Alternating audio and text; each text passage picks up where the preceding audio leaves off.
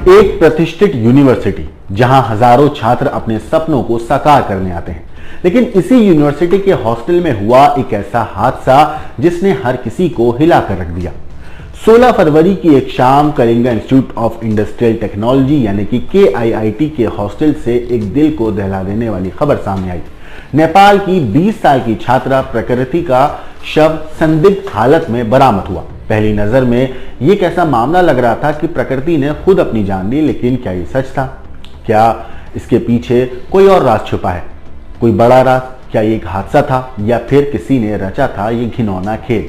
नेपाली छात्रों का आक्रोश, यूनिवर्सिटी प्रशासन पर सवालों की बौछार, नेपाल की संसद तक गूंजा यह मामला।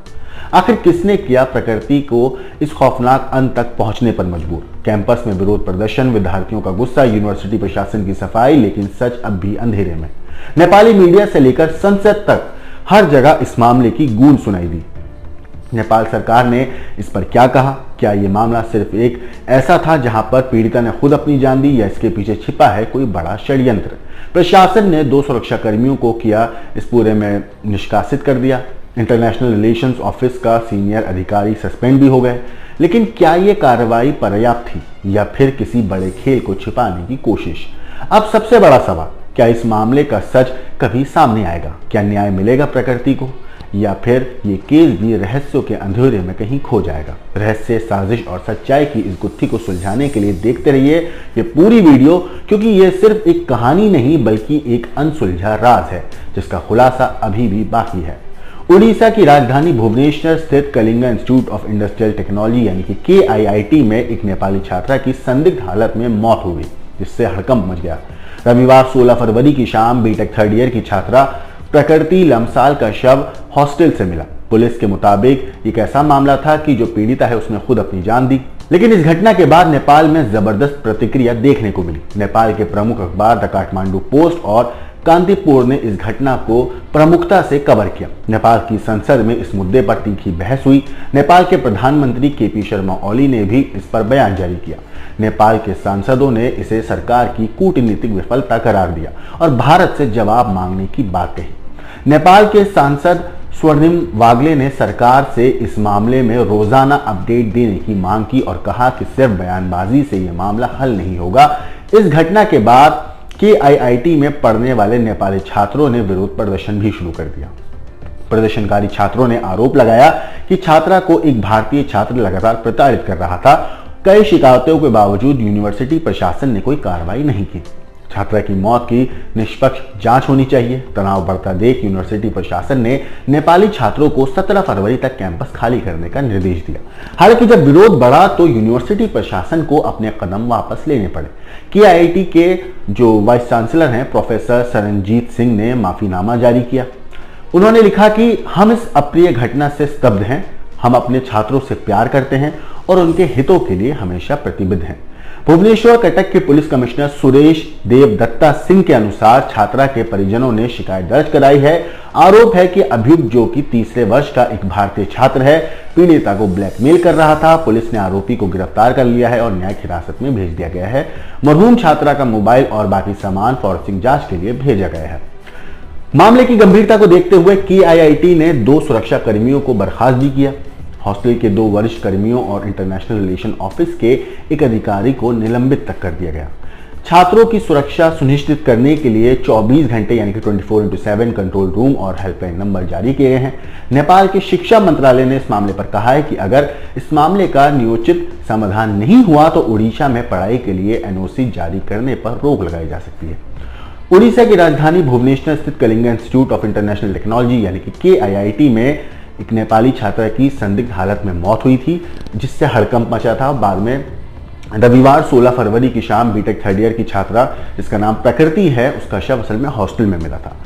पुलिस के मुताबिक ये पूरा मामला ऐसा था जिसमें जो पीड़िता है प्रकृति, उसने अपनी जान दी। लेकिन इस घटना के बाद नेपाल में जबरदस्त प्रतिक्रिया देखने को मिली। ऐसी प्रतिक्रिया जो दोनों मुल्कों के बीच में एक अजीब सा तनाव पैदा कर देती है। नेपाल के प्रमुख अखबार द काठमांडू पोस्ट और कांतिपुर ने इस घटना को एक अलग लेवल पे पूरा कवर किया। नेपाल की संसद तक इस मुद्दे की तीखी बहस हुई। नेपाल के प्रधानमंत्री को सोचिए, संसद में बयान जारी करके संसद में जवाब भी देना पड़ा।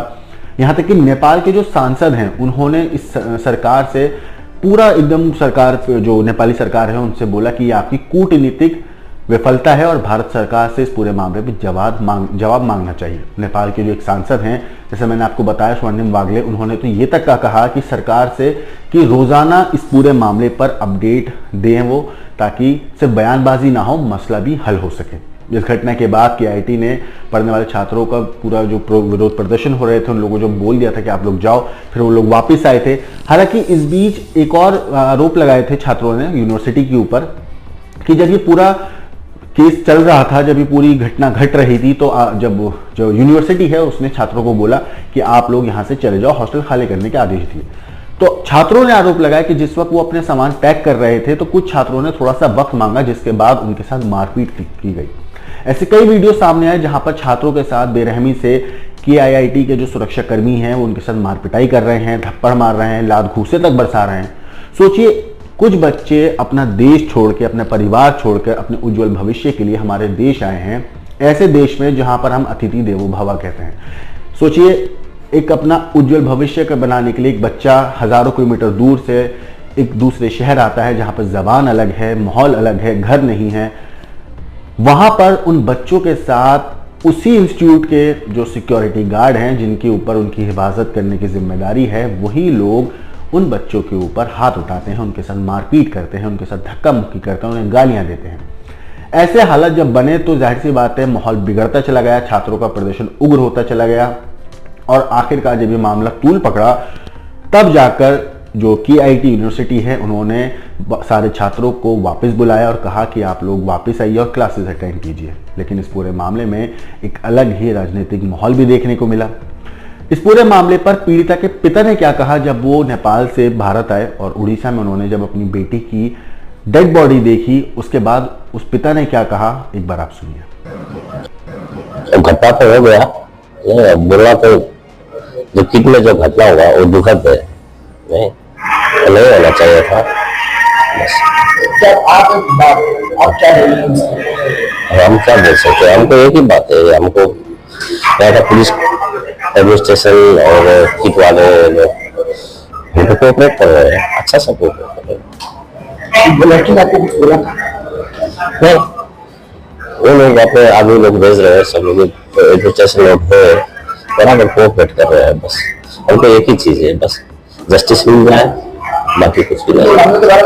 कुछ नहीं बोला था लड़की ने? नहीं, कुछ हमको कुछ नहीं मालूम नहीं था। जो भी मालूम हुआ है आगे मीडिया के थ्रू से मालूम हुआ। यूनिवर्सिटी आपको क्या बोल रहा है?